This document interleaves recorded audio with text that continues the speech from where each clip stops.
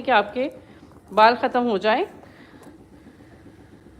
तो उससे ना सिर्फ आपके बालों की थिकनेस बढ़ जाएगी, बालों का एरिया इन्वॉल्व बढ़ जाएगा, बल्कि ये प्रॉब्लम ज़्यादा से ज़्यादा बढ़ता चला जाएगा।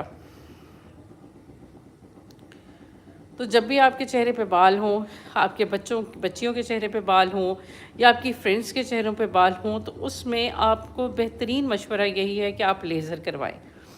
अब लेज़र के बारे में डिफरेंट मेथड्स हैं। मेरे पास पेशेंट आती हैं, वो कहती हैं अगर हमने एक बार लेज़र शुरू करवा दिया ना, तो जी हमारे बाल बढ़ जाएंगे। ऐसा हरगिज़ भी नहीं है। लेज़र से बाल नहीं बढ़ते, बल्कि ये उन्हीं हार्मोन्स का इफ़ेक्ट है जिसकी वजह से बाल बढ़ते हैं, जो कि आपके जिस्म के अंदर हैं। वो हार्मोन्स तो वहीं पर हैं, इससे बाल बढ़ना शुरू हो गए हैं। इससे बाल बढ़ना शुरू हो गए हैं। तो आपने क्या करना है, सबसे पहली ज़रूरी बात क्या है कि आपके ट्रीटमेंट क्या ऑप्ट करना है, उसके बारे में बहुत ज़्यादा आपको मालूमात होनी चाहिए। फिर सेकंड बात ये कि जब लोग लेज़र स्टार्ट करते हैं, बहुत ज़्यादा कॉमनली मुझसे जो रिमोट एरियाज़ में गांव के लोग जो आते हैं, वो पूछ रहे होते हैं कि अगर हम लेज़र करा लेते हैं, क्या इससे हमारे चेहरे पे कैंसर हो जाएगा? लेज़र से कभी कभी भी चेहरे पे कैंसर नहीं होता है। लेज़र रेडिएशंस हैं जो कि आपके हेयर फॉलिकल्स पे एक्ट करती हैं। मैम, फेस पर एलम यूज़ कर सकते हैं? जी बिल्कुल यूज़ कर सकते हैं फेस पर एलम। फटकड़ी हेयर रिमूवल के लिए, हेयर की रिडक्शन के लिए बहुत बेहतर है। फटकड़ी आप लगा सकते हैं, बल्कि आप जो अपने एक्जिला के बाल साफ़ कर रही होती हैं, उसमें भी आप वैक्सिंग कराने के बाद इन सब जगहों पे आप लोग इस्तेमाल कर सकते हैं और ये हेयर की ग्रोथ को कम करते हैं। Laser is a painful procedure? नहीं, लेज़र बिल्कुल भी पेनफुल प्रोसीजर नहीं है। लेज़र एक ऐसी तरीका है। How hairs on the face is caused? मैं जमशेद, कैसी हैं आप? अल्हम्दुलिल्लाह जी, मैं बिल्कुल ठीक ठाक हूँ, खैरियत से हूँ। अच्छा, लेज़र एक ऐसा तरीका है, लेज़र एक्ट करता है क्रोमोफोर यानी कलर पे। मैम, फेस पर एक्नी हो रही है तो उसका इलाज कराइए। एक्नी अगर आपकी स्किन पे है तो सबसे पहले आप ये देखिए कि एक्नी किस वजह से है, उसको ट्रीट करें।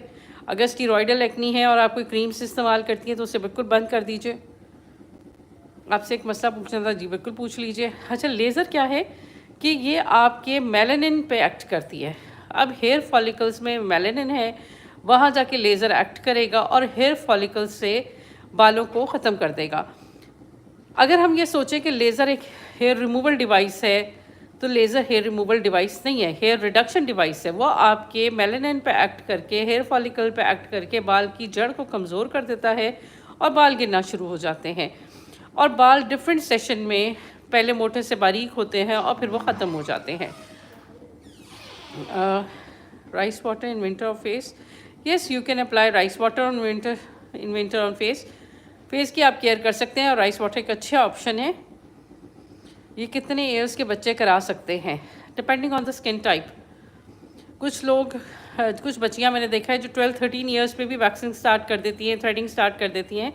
अगर 12 से 13 साल की उम्र है और आपने वैक्सिंग और थ्रेडिंग स्टार्ट कर दी है और आपकी स्किन डेंस होना शुरू हो गई है, थिक होना शुरू हो गई है, हेयर्स डेंस होना शुरू हो गए हैं, तो जब आपको लगे कि मेरे हेयर्स थिक हो रहे हैं, डेंस हो रहे हैं, गो फॉर द लेज़र। आप लेज़र के लिए आ सकते हैं।